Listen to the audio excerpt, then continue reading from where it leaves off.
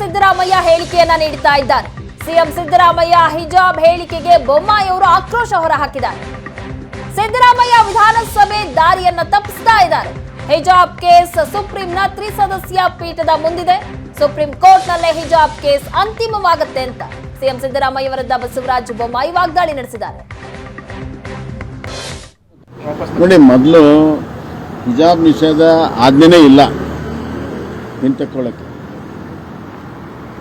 ಇವತ್ತು ಹಿಜಾಬು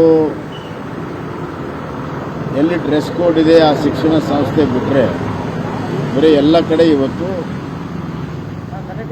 ಹಾಕ್ಕೊಳ್ಳೋಕ್ಕೆ ಅವಕಾಶ ಇದೆ ಮತ್ತು ಹಾಕ್ಕೊಂಡು ಓಡಾಡ್ತಾ ಇದ್ದಾರೆ. ಮಾರ್ಕೆಟಲ್ಲಿ, ಅವರ ಮದುವೆಗಳಲ್ಲಿ ಅಥವಾ ನಮ್ಮ ವಿಧಾನಸಭೆಯಲ್ಲೂ ಕೂಡ ಹಿಜಾಬ್ ಹಾಕಿದ್ದಾರೆ. ಹೀಗಾಗಿ ಹಿಜಾಬ್ ನಿಷೇಧ ಆಗಿದೆ ಅನ್ನುವಂಥದ್ದು ಕಾಂಗ್ರೆಸ್ ಯಾವತ್ತೂ ಅಪಪ್ರಚಾರ ಮಾಡಿದೆ. ಅದೇ ಗುಂಗಿನಲ್ಲಿ ಇವತ್ತು ಮುಖ್ಯಮಂತ್ರಿಗಳು ನಿಷೇಧ ಮಾಡ್ತೀವಿ. ಹಿಜಾಬ್ ನಿಷೇಧ ಪ್ರಶ್ನೆನೇ ಇಲ್ಲ. ಈಗ ಅವರು ಆಜ್ಞೆ ಹಿಂತಕ್ಕೋಬೇಕಾದ್ರೆ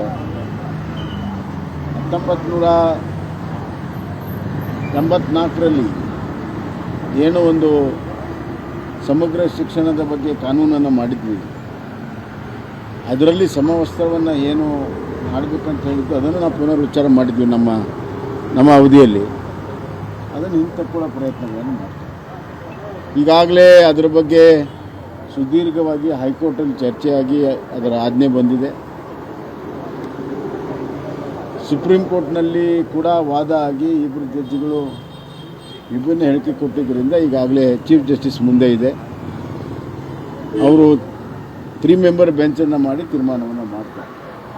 ಹೀಗಿರುವಾಗ ಹಿಜಾಬ್ ಪ್ರಶ್ನೆನೇ ಇಲ್ಲಿ ಇಲ್ಲದೇ ಇರುವಾಗ ಈಗ ಮತ್ತೆ ಹಿಜಾಬನ್ನು ರಾಜಕೀಯ ಕಾರಣಕ್ಕಾಗಿ ಸಿದ್ದರಾಮಯ್ಯರು ಎತ್ತಿದ್ದಾರೆ. ಇದನ್ನು ನಾನು ತೀವ್ರವಾಗಿ